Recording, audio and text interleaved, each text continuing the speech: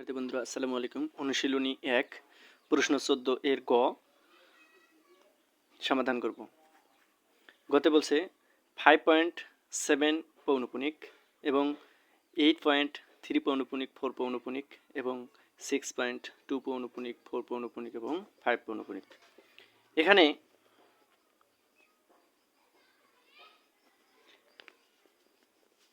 অনাবৃত অংশের অঙ্ক সংখ্যা হবে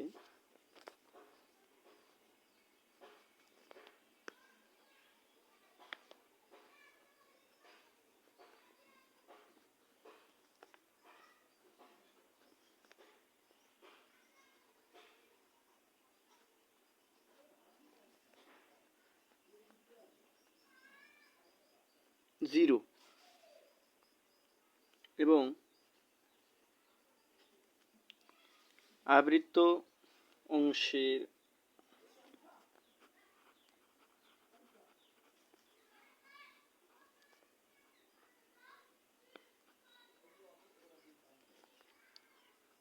অঙ্ক সংখ্যা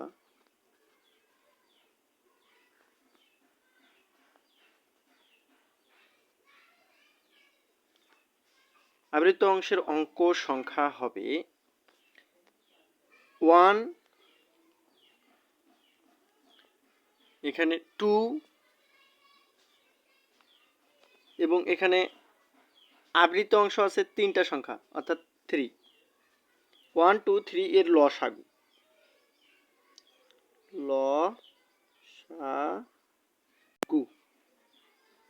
আবৃত অংশের লসাগু 1, 2, 3 এর লসাগু হচ্ছে 6। 1, 2, 3 এর লসাগু হচ্ছে 6।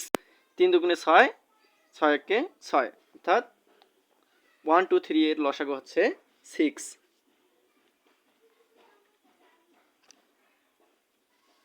1, 2 এর লসাগু 1, 2, 3 এর লসাগু হচ্ছে 6। তাহলে 5.7 পৌনপুনিক ইকুয়াল হবে 5.7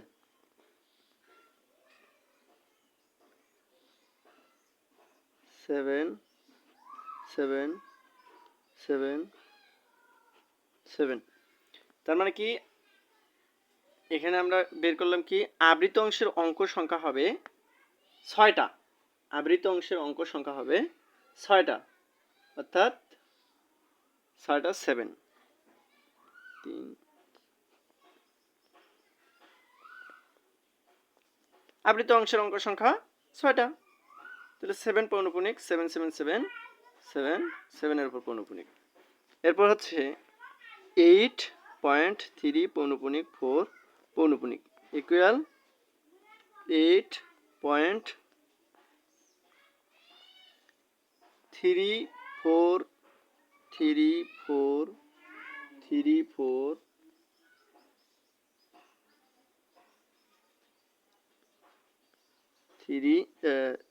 2 4 6 তেমন কি 3 পৌনপুনিক 4 পৌনপুনিক 2 4 6 অর্থাৎ আবৃত অংশের অঙ্ক সংখ্যা হবে 6। এবারে এবং 6.2 পৌনপুনিক 4 5 পৌনপুনিক ইকুয়াল 2 4 সরি বলছে 6.245 245 এর উপর পৌনপুনিক এর উপর পৌনপুনিক একেবারে ইজি। আমরা কি করলাম যে এখানে অনাবৃত অংশের অঙ্ক সংখ্যা 0, এখানে অনাবৃত অংশের অঙ্ক সংখ্যা কিন্তু নাই, এখানেও নাই এখানেও নাই, এজন্য 0। অনাবৃত অংশের অঙ্ক সংখ্যা হবে 0। আবৃত অংশের অঙ্ক সংখ্যা তাহলে দেখেন এখানে আছে একটা, এখানে আছে দুইটা, এখানে আছে তিনটা, তার মানে এই তিনটার লসাগু নির্ণয় করতে হবে। তাহলে 1, 2 এবং 3 এর লসাগু নির্ণয় করছি, তা আমরা লসাগু পাচ্ছি কি 6। তাহলে আবৃত অংশের অঙ্ক সংখ্যাই হবে 6। তার মানে 6টা। তাহলে এখানে আমরা কি করলাম 7, 7কে আমরা এইভাবে লিখতে পারি না যে 7 আবৃত অংশের অঙ্ক সংখ্যা হচ্ছে 6, 6টা, এখানে 6টা, এখানে 6টা, এখানেও 6টা। এবারে আমরা গ সমাধান করব। এবারে আমরা ঘ সমাধান করব।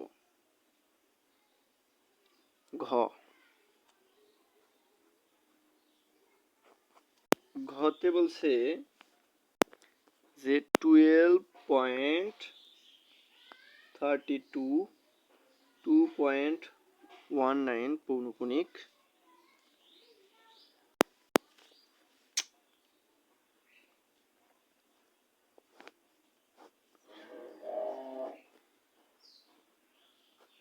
ঘতে বলছে 12.32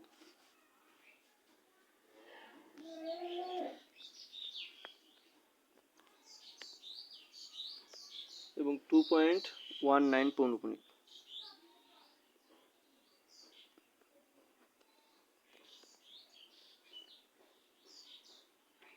4.3256 পৌনঃপুনিক 6 পৌনঃপুনিক।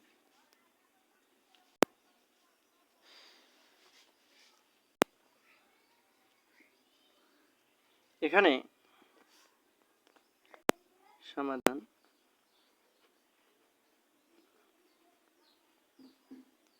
এখানে অনাবৃত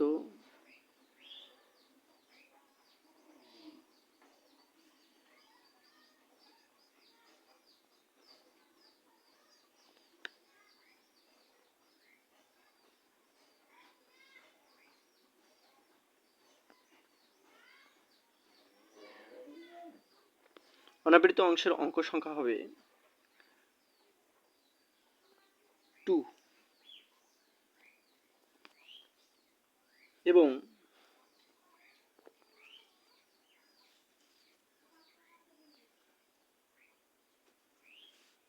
আবৃত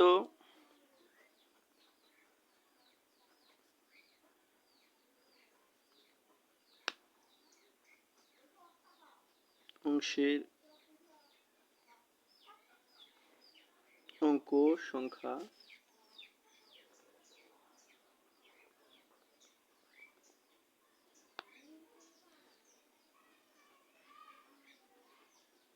হবে, এখানে আছে একটা, এখানে আছে দুইটা, তাহলে 1 2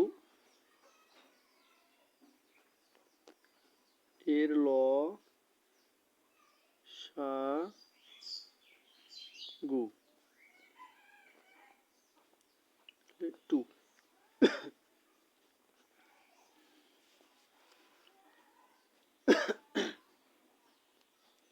তাহলে 12.32 ইকুয়াল অনাবৃত অংশের অঙ্ক সংখ্যা হবে 2। তাহলে 12.32, কারণ আবৃত অংশের অঙ্ক সংখ্যা হবে 2। তাহলে এখানে তো আবৃত অংশ নাই,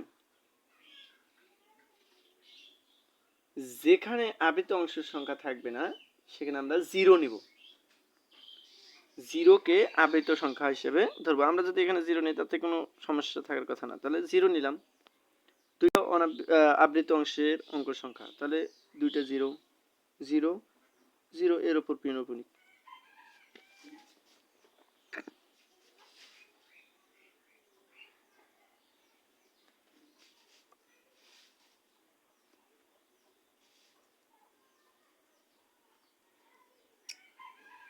এবার 2.19 পৌনঃপুনিক ইকুয়াল 2.199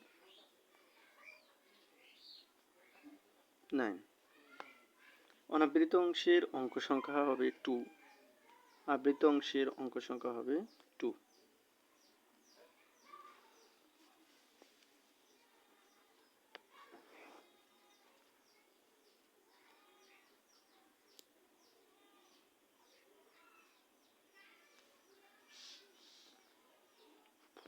4.3256 equal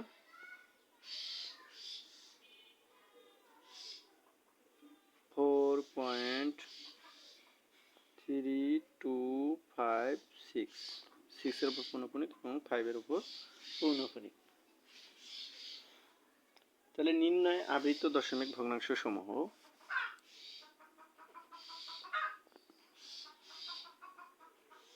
আবৃত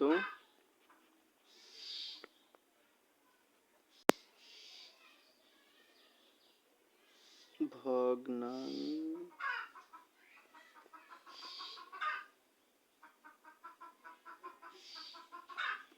সমূহ হচ্ছে 12.3200,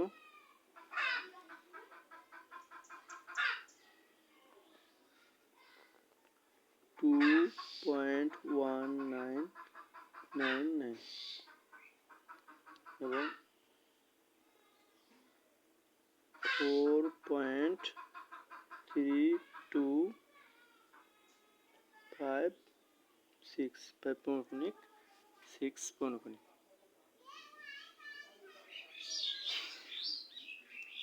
এই ছিল আজকের ক্লাস। প্রিয় শিক্ষার্থী বন্ধুরা, আপনারা যদি এই ভিডিওটা দেখে উপকৃত হয়ে থাকেন তাহলে চ্যানেলটিতে সাবস্ক্রাইব করুন, ইউটিউব চ্যানেল থেকে যদি দেখে থাকেন। আর যদি ফেসবুক পেজ থেকে দেখে থাকেন তাহলে পেজটাতে একটা ফলো দিবেন, ফলো দিয়ে সাথে থাকুন এবং ভিডিওটা ভালো লাগলে লাইক করেন এবং আপনি যদি উপকৃত হয়ে থাকেন তাহলে ভিডিওটা বেশি বেশি শেয়ার করেন। আসসালামু আলাইকুম।